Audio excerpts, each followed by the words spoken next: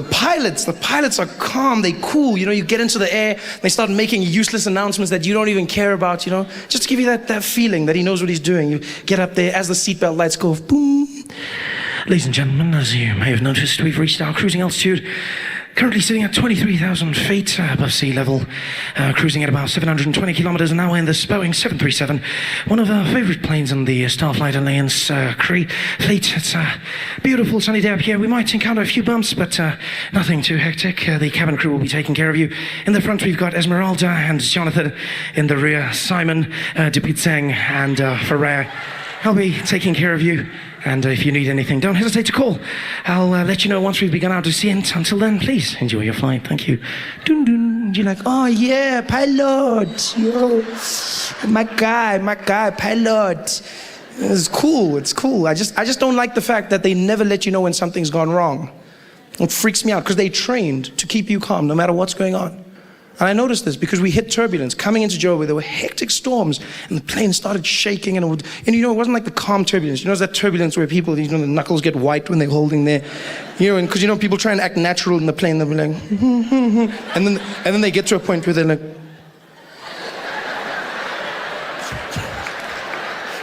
you know, when that point comes, and like everyone is panicking, except the air hostesses. They're amazing. I love how they do it, you know? Like you'll hit the turbulence and be like, things are falling, the bags are hitting the sides of the compartments, people are panicking, and except they just move through naturally. It's freaky. It's almost like their lower half is not connected to the upper body, because they'll just carry on. They'll be like, yes, you guys,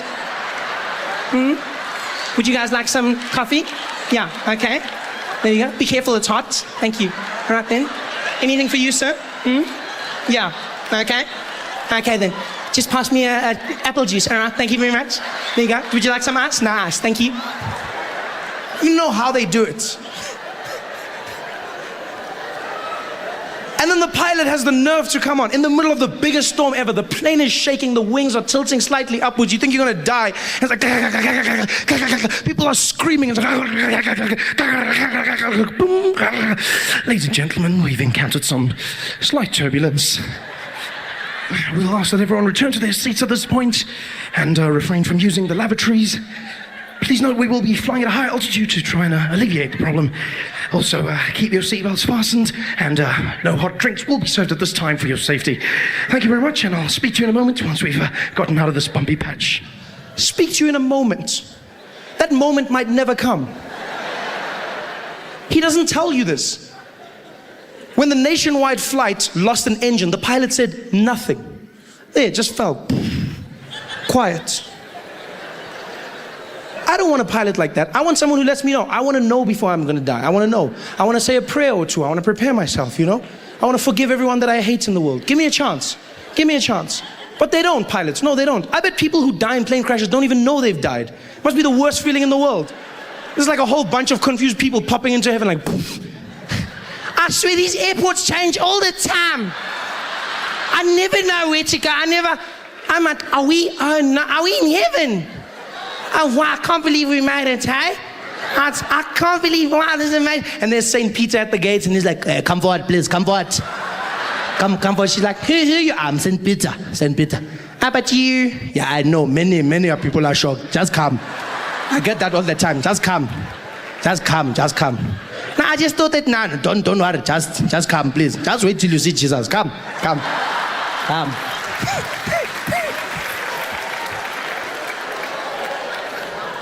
I don't want that. I want someone to let me know when I'm gonna die. Like taxi drivers. There's no person who dies in a taxi not knowing that they've died. Just before the crash, taxi driver will be like, yo! People walking into heaven like, yo, dead. Dead. Yeah, no, Shonile, we're dead. Gone. Ay. They know. Sometimes they survive the crash, but they still think they did. They're walking on the pavement, dead. You're dead.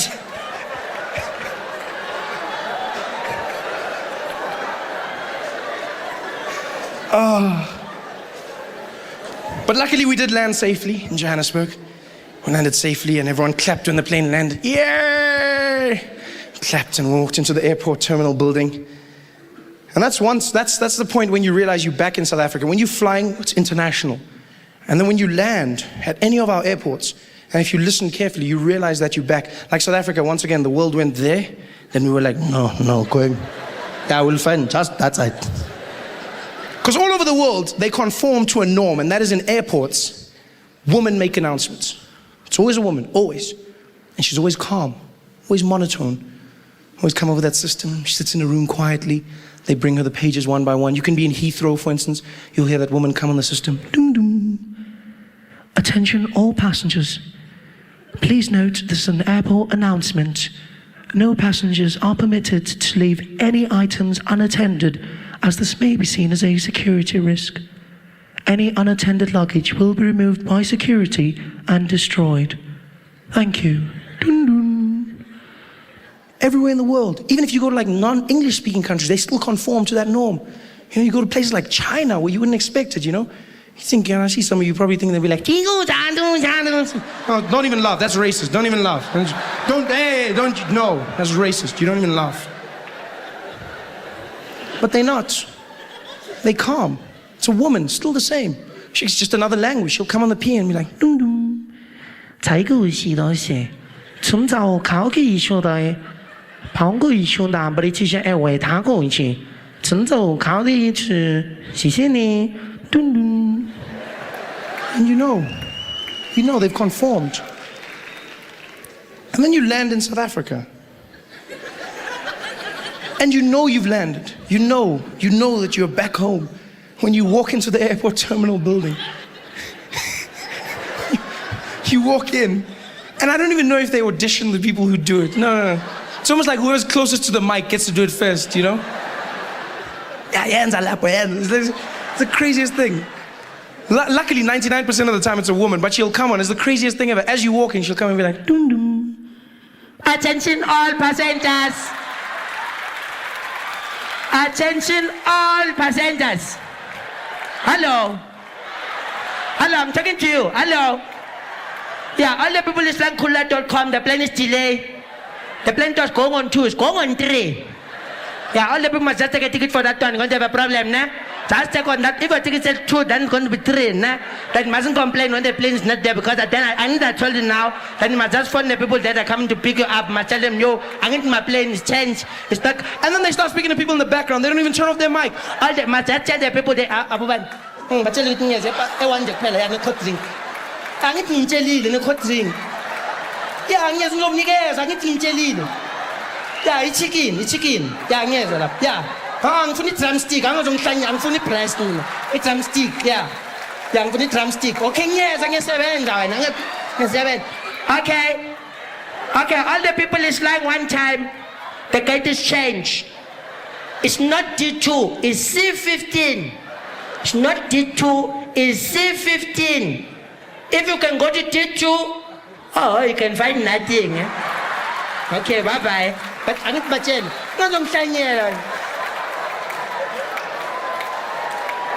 Hey there, thanks for watching. Now, all I need you to do is click on that little circle on your screen. Yeah, that one. Oh, yeah, just like that. Hold on. Yeah, click. Nice. I'll be honest, I don't think that textbook thing is like a real issue. I feel like it's one of those manufactured issues that often happens in America that gets people riled up and gets them fired up, fighting about something that was never an issue to begin with, you know? And the reason I say this is because that's honestly what I believe. I feel like in America, politicians have done a really good job of tricking Americans into fighting about issues that were never an issue to begin with, so that you don't pay attention to the issues that actually are. You know? If they can get you fighting about what's in a textbook, you don't pay attention to the fact that inflation is out of control. You don't pay attention to the fact that rents are out of control. People cannot afford to live anywhere. Your salaries have never kept up with inflation. Corporations steal billions and billions of dollars from their employees with no ramifications. You don't pay attention to any of that. You pay attention to what's catchy. It's easy to keep up with. It keeps you going. You know? Ooh, can trans people use public bathrooms? Ooh. It's manufactured. Who was actually dealing with this issue? And I mean this, honestly. Who was actually dealing with this issue?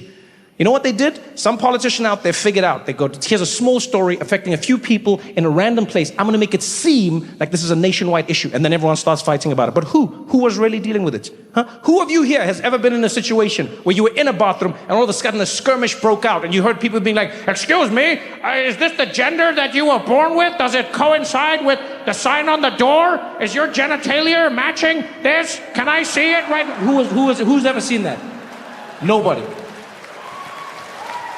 Nobody. But they make us fight about it because it's catchy. Who can use which bathroom? Who cares? Who cares? I mean it. Who cares? I know someone will be like, oh, but trans people care. They want to know if they can use a public bathroom. Yeah, use whichever bathroom you want. Who's going to stop you? No, seriously, it's a public toilet. Who is going to stop you? You tell me who's going to enforce that law. We can't even enforce the idea that people should shit into the toilet. But you think magically they're gonna figure out if you were born this way? Use whichever one you want. Why are we wasting our time? Other people are like, oh, we're gonna fight because you gotta know who's using. Let me tell you something. If you are spending enough time to know the genitalia of the other people in a public bathroom, you're the creep. I'm worried about you. There is a simple rule to every public toilet around the world, and that rule is you get in, you pay no attention to anyone else, you hold your breath, and you get out. You're standing around staring at other people. Like every man in this room knows, when we use the toilet, what do? We get in. Public toilet, you stare dead ahead. You pee, you do your thing. You do not look to either side. If you're fidgety, you look up, you look down. You do not look at anyone else. The guy next to you could start choking. You don't turn your head, you don't shake, you don't move. You hear him like, you be like, hey man, hey, you all right? Yo, hey man, you okay? Yo, you want me to call? Hey man, are you okay? Yo, you want me to call? Don't look at me!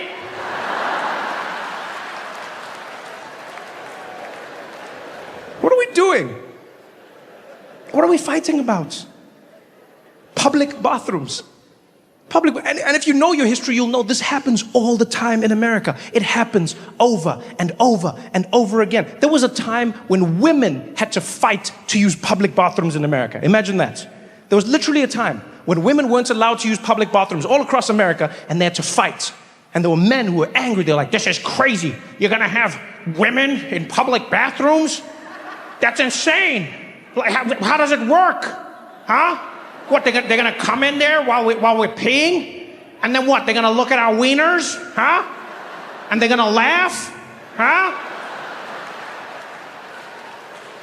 Think about this, ladies. There was a time when women were first allowed to step into the workplace where there were no public bathrooms that they could use. So ladies, if you were out and about back then, you needed to pee, you needed to poo, you had to go home. Yeah, and I say poo theoretically, I don't know if you actually do. No, I don't think any guy does, let's be honest. We don't. Like, we assume this on a biological level, but I don't know for certain that any woman actually. In fact, any man in here, think of any woman in your life. Do you know the last time she pooed? I don't think you know. I don't think you know. There is no forensic evidence to back up that claim. There is no smell. There is no stain. There is no nothing. And ladies, I don't know who's doing your bathroom PR, but they're doing a stellar job. Stellar job. Women go to the bathroom, smells better when they come out of it. How? You never know when a lady's pooing, never. Because also, women keep the same amount of time. That's the most impressive thing. You give nothing away. Yeah, a woman's gonna go pee, it takes 10 minutes. She goes to the bathroom, right? Gets there, tinkle, tinkle, tinkle, comes out, washes her hands, powders her face, texts on the phone a bit, comes back to the table. You have no clue. Yeah, if she's gonna go poo, same thing, 10 minutes. Goes to the bathroom, does a thing, pellets, comes back out, wash her hands, powder the nose, text her friends, get back out there. You have no clue. With men, you know exactly what we're doing. Discretion is not our forte. You know when every single man is gonna go pee. Why? 2 minutes. Off to the bathroom, we're in there. Quickest thing ever. It's like a NASCAR pit stop. Yeah, we get in, we pee, we come back out, act like we're washing our hands, and we're back.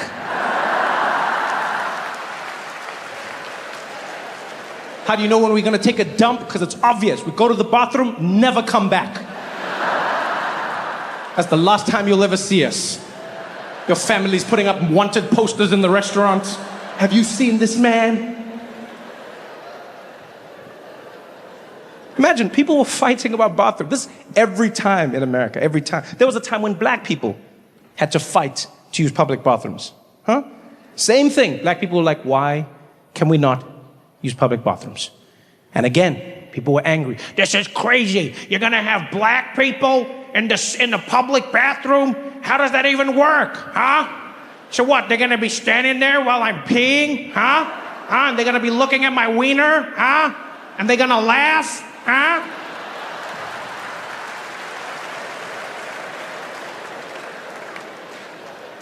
Yo, I'm old enough to remember when there was a discussion in America about whether gay people could use public bathrooms. This was an actual topic of discussion. I remember seeing people on the news being interviewed. They'd be like, do you think that gay men should be allowed into the same bathrooms as straight men? I'd be like, look, I don't mind what they do. If they keep it to themselves, that's fine. But like, just answer me this. How's it gonna work, huh? So what, you're in the bathroom with them and then what? Like he's gay and I'm just standing there and I'm peeing, huh? And he's looking at my wiener, huh? And then he grabs it, huh? And he starts yanking on it, huh? He just starts tugging away and I get hard and I'm enjoying it, huh? And then this is one of the best experiences I've ever had, huh? And then I start coming back weekly, hoping I'll bump into him, and I do, huh? And then at some point we agree to meet outside a nice little restaurant that's cozy and get to know each other, huh? And then a few years later we get married and our families are joined and we live happily ever after, huh? Is that what you want?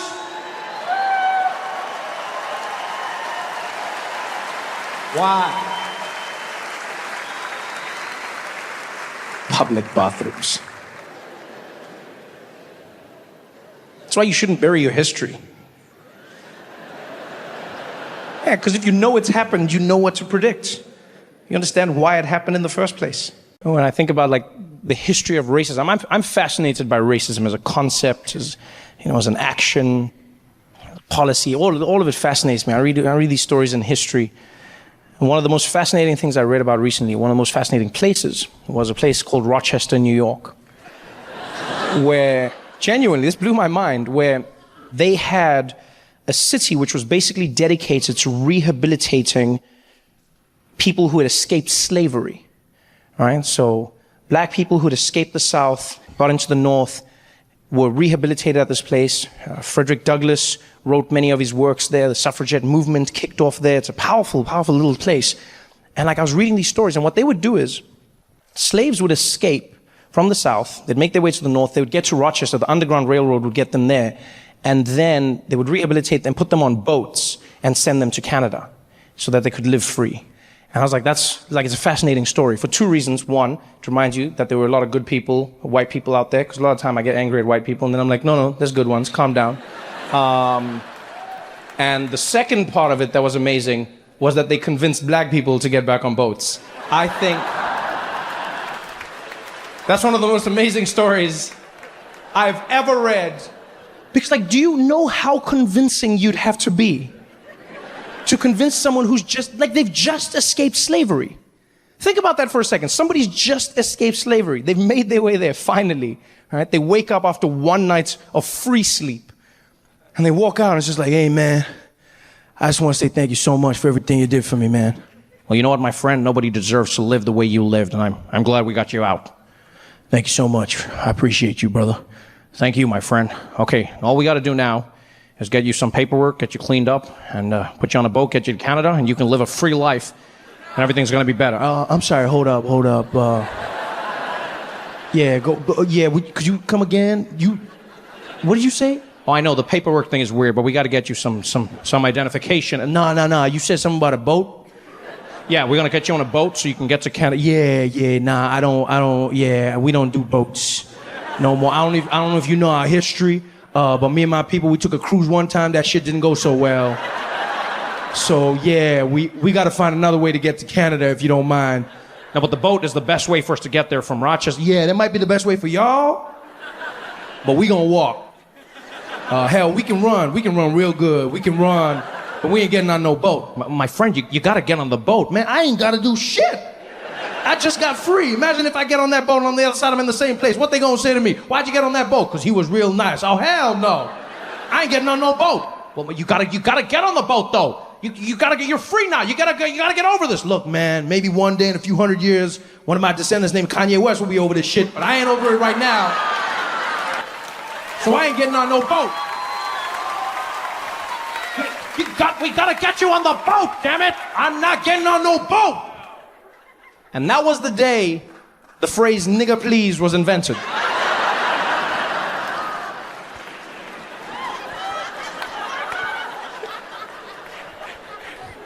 And white man turned and he was like, "Nigger, please, I need you on that boat."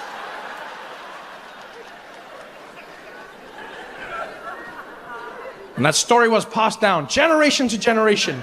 Black person to black person, free man to free man. So then that white man got down on his knees and he said, "Nigga, please. Nigga, please, nigga, please. I ain't never heard that phrase before in my life. Nigga, please, nigga, please, nigga, please."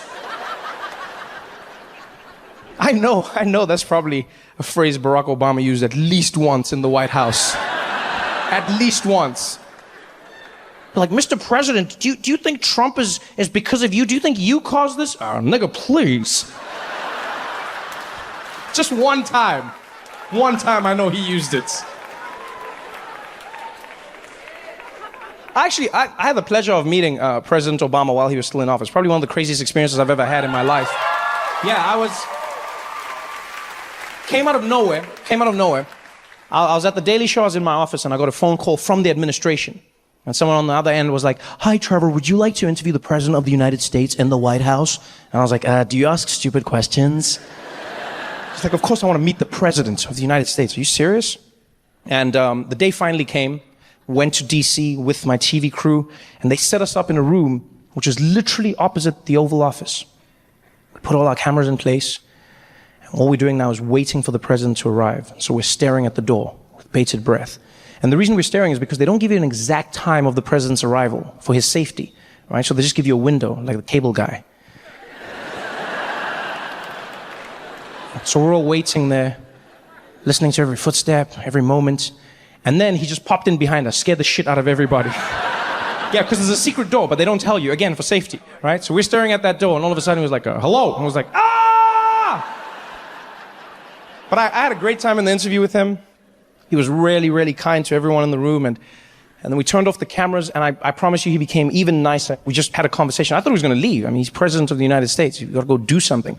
And he just chilled for a bit, you know, and we spoke as human beings, and it went really well until he turned to me, and he said, "Trevor, you know, I got a show that I'm doing in a few weeks, a little thing that I thought maybe you'd want to pop by and perform, if you don't mind."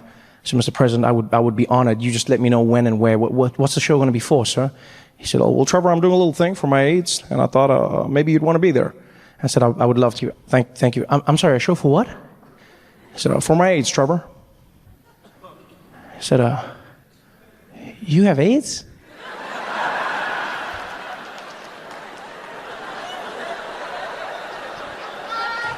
And then he explained what he meant. And I wanted the earth to swallow me whole. Because I had just looked at the President of the United States and asked him if he had AIDS. And you know what the worst thing is that he was nice to me as well?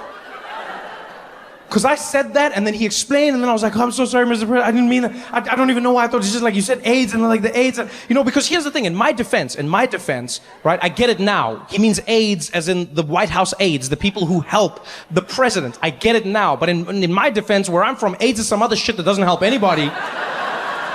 No one in Africa is walking around like, "Let me introduce you to my AIDS, huh?" So now I'm here and I'm frazzled. I'm like, Mr. President, I'm so sorry. I didn't mean that. You don't have AIDS. You definitely, and even if you did have AIDS, there's nothing wrong with having AIDS. There's no stigma.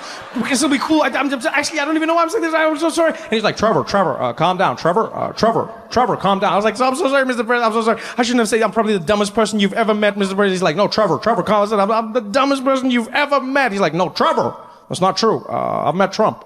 Get out of here! So smooth. I'm used to it in life, though. This is something that commonly happens to me living in the US. You know, I understand it as an idea. If you move to another country, you're probably going to have to learn another language. I didn't realize that would happen in America as well, because I speak English, but here people speak American. Similar, but not the same, right? So like small things change, small things, and I accept that small things change, like pronunciation. For instance, the thing you drink, I call that water, yes, water. In American, you say water, right? Water. Yeah, I say water because there's a T in the word, right? The glass you see yourself in every morning, I refer to that as a mirror, yeah, right? In American, you say a mirror, right? A mirror, yeah, which is not the same thing to me. A mirror is the glass. A mirror is a Middle Eastern man. Very different experience. It's not the same thing. And that's just pronunciation, right? You also have to learn the meanings of words that you already knew when you moved to America. For instance, where I'm from, there's a garment that men commonly wear under their shirts. It's white and it's sleeveless. Yeah? Where I'm from, we refer to this as a vest, okay? I've now learned in American, it is known as a wife beater. Yeah, I have so many questions. And so the best and worst experience I had learning American happened to me when I first moved to the US. I lived in California, in Pasadena, when I first came to the United States, right? And the reason I lived in Pasadena is because that's where I knew my first American friend, a guy by the name of David Meyer. He came to South Africa to film a documentary. We became the best of friends. And one day we were hanging out in Dave's apartment. And Dave's chilling on his beanbag. And he looks over at me and he's like, Trevor, dude, I don't know about you right now, but I'm starving. I said, I think you mean you're hungry, Dave. I said, what? I said, it doesn't matter. What do you want to eat? So you know what I'm craving right now, man? I'm craving tacos. I was like, oh, that sounds like fun. Let's do it, man. Let's go to tacos. What? So isn't that the restaurant you're craving? Tacos? Are you being serious right now? You've never had tacos? I said, no, I don't know what tacos is. You've never had tacos? My answer hasn't changed from now, Dave. No. I've never had tacos. You've never had tacos? And by the way, I hate it when people do that. You know when people ask you the same question over and over again because they can't believe you haven't had the exact same life experience? You know that thing people do? Like with everything, they'll be like, oh my God, have you heard the new Beyonce? No, I have. You haven't heard the new Beyonce? No, I have. You haven't heard the new Beyonce? Oh no, now I have. No, I'd never had tacos, right? I'd never had tacos because in South Africa, we don't really have Mexican food, okay? We don't have Mexican food because we don't have Mexicans. They never came over. It's not my fault.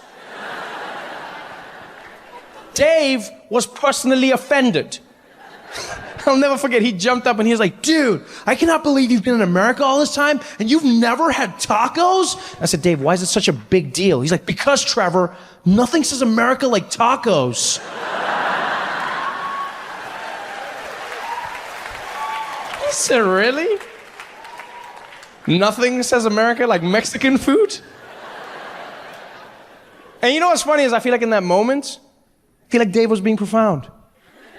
He didn't even realize it, but that was a profound little nugget that he had just espoused. Nothing says America like tacos. I've had the privilege of traveling everywhere in this beautiful country. I've been to places like Erie, Pennsylvania, El Paso, Texas, Honolulu, Hawaii, you know. I've been everywhere, and one thing I've learned across the board in America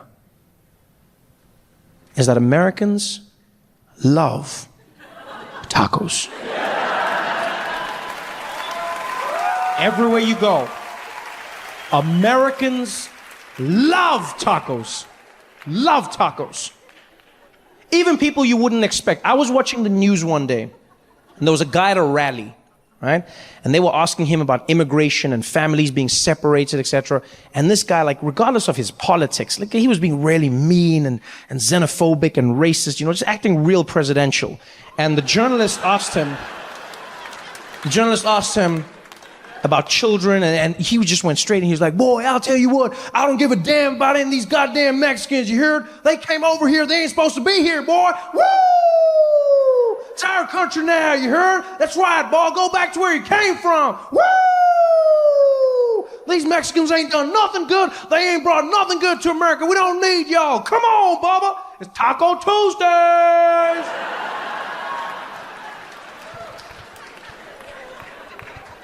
Get out of here, but leave the recipes. I feel like there should be a rule in America. They should say, you can hate immigrants all you want, but if you do, you don't get to eat their food. Yeah? That's a fair exchange for me. You hate immigrants, no immigrant food. And when I say no immigrant food, I mean no immigrant food, nothing. No Mexican food, no Caribbean food, no Dominican food, no Asian food, nothing. Only potatoes. And I'm not even saying like flavored potatoes, I'm just saying plain potatoes. No spice. Because no immigrants, no spice. Don't ever forget that. Both figuratively and literally, no spice. And I know some people would take that, I know. I know there's some people right now who'd be like, well, you know what, Trevor, take your immigrants, take your spice, and get the hell out of here. You say that now. Because you've never lived a life without spice. But don't ever forget, a life without spice was so hard, that it made white people sail around the world to find it. And like,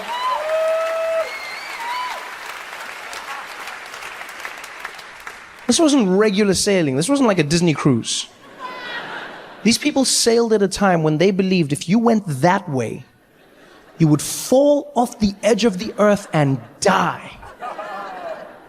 And still, some man out there was eating some white lady's cooking, and he was like, I can't do this shit anymore. I'm sailing that way. But what if you die? At least it's exciting. No immigrants, no spice. And definitely no tacos. And I know my friend Dave would never allow that. I've never seen him so passionate. He got up, he gave me a speech about tacos like he was the heir to a taco dynasty. He finally turned to me, he's like, Trevor, as your friend and as an American, I'm gonna make sure that you get tacos if it's the last thing I ever do. I was like, why don't we just go now, Dave? He's like, that'll work. You know my favorite part of any conversation is when people think you're gonna argue with them, but you agree, and they've already chosen anger. Because nobody just changes their tone. Everyone has to stick in the anger for a while because they think it makes them seem less crazy. Like, it happens in relationships all the time. You'll have a fight that's not a fight. You know, just be like, God damn it, Karen, every time I ask for your support, you're not there for me and it hurts me sometimes. You know what, Bob, I'm sorry. No, don't try and thank you very much. I didn't think you would apologize, and so I chose this tone, and now I feel like an idiot. I'm gonna leave the room and reset.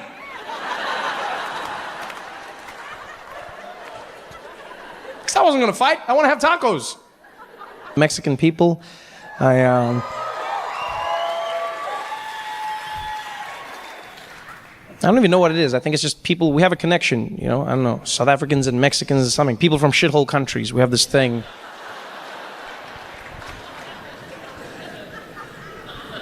I still can't believe the things Donald Trump says. He's such a... For me, Donald Trump is an emotional paradox, I'm not gonna lie.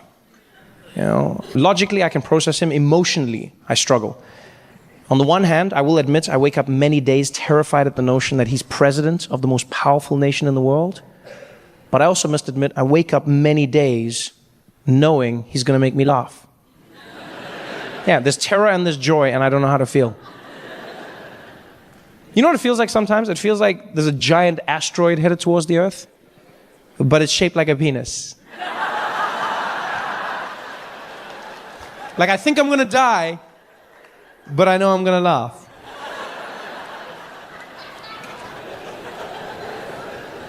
Because you just look at everything that he does. The world we now live in because of him. Like, you realize we're living through history. You know, this will never happen in our lifetimes again. We're living through a time when we're all learning about the presidency at the same time as the president. That's never happened. How wild is that concept? You wake up every day reading the news and you're like, wow, I didn't know that. And somewhere at that exact same moment, he's reading the same news going, wow, me too. And nobody knows where it's going to lead. Nobody knows what he's going to do. All we know is that he wants his wall. He wants his wall. Donald Trump wants his wall. He needs $25 billion the last time he asked. He needs it from American taxpayers because Mexico is smart. That fell apart real quick. I remember how confident he was at the rallies, people cheering for him. He was like, folks, we're going to build.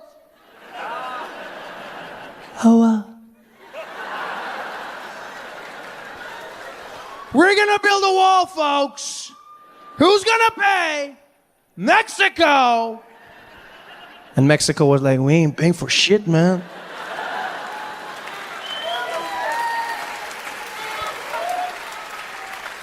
We might build it, but we're not going to pay for it, man. And I don't know if you've been following The Journey of the Wall, but it's probably the best comedy on TV, right? Because now they've started building prototypes of the wall at the border, right? Because Donald Trump said he wants them to test the wall first. I don't know how you do that. You know, it's just like, try again. And because this is the prototypes, Donald Trump now has specifications for the wall. He now says he wants the wall to be made out of concrete, but he also needs the wall to be see-through, right? And the reason the president wants the wall to be see-through is because he said he's afraid that drug dealers from Mexico are going to shoot bags of drugs over the wall and it's going to hit Americans on the head as they walk by. So he needs the wall to be see-through so that Americans can see the drugs coming and catch it. Now, I'm not going to lie. I don't know what a see-through wall is. But at this point, I'm just worried that a contractor is going to come along and trick the president. He's going to take him to the border and be like, there it is, Mr. Trump. Your invisible wall.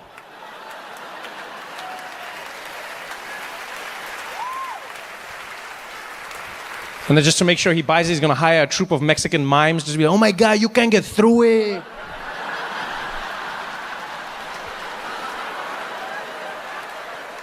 It works. Like the mind of Donald Trump. Oh, the other idea he had for the wall was he said America should build the wall out of solar panels. That's what he said. He said America should build the wall out of solar panels because that way the wall would generate electricity and pay for itself. Yeah. Now, I'm not going to lie. That's a good idea, right? It's a good idea. Unless you know anything about solar panels or the sun or walls. Because the problem with that idea is that the sun is up. Yeah? We'll agree on that. We're still on the same page there. Yeah? The sun is up. Right? A solar panel wall is not going to work because a wall is like this. So technically it's facing down. So unless you have like a really swaggy sun that's like, yeah, I shine real low, B, it's not going to work for you. The only way it works is if you take your border solar panel and lean it at an angle to get the sun's rays. But if you do that, now you've just created a giant ramp for Mexicans to shoot into America. He's like, órale!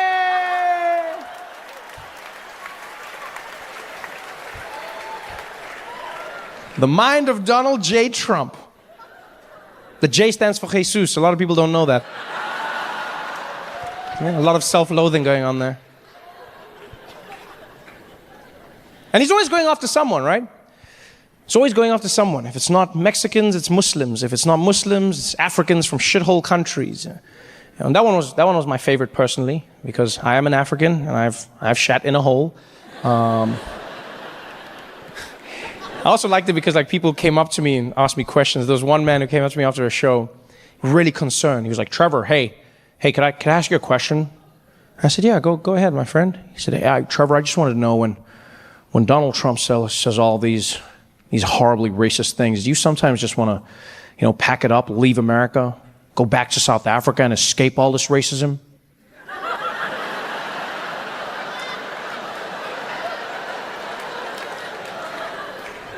I said, my friend, you don't go to South Africa to escape racism.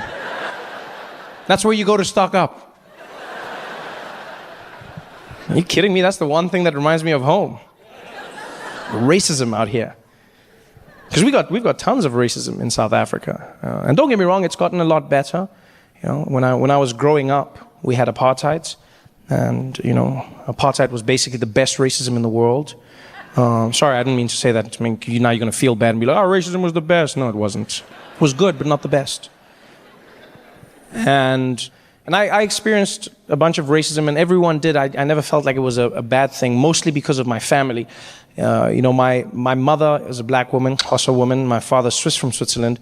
And them being a couple was against the law, and that was a problem for us living together. And so we experienced a ton of racism. And in case you're wondering, yes, Xhosa is one of the languages with the clicks in it, right? Xhosa, but not like in American movies, just so you know. Yeah, I've seen those movies where they have Africans and they're like,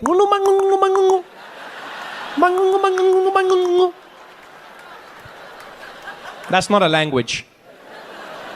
Yeah, even we watch those movies and we're like, I wonder what they are saying, yeah? Where are they from? I think they're from Cleveland. Hey guys, thanks for watching. Make sure to subscribe to my channel so you can win cool prizes. And by prizes, I mean surprise. There's no prizes. It's a free YouTube video, you greedy. Just click the video, man. Why you want free things on free things?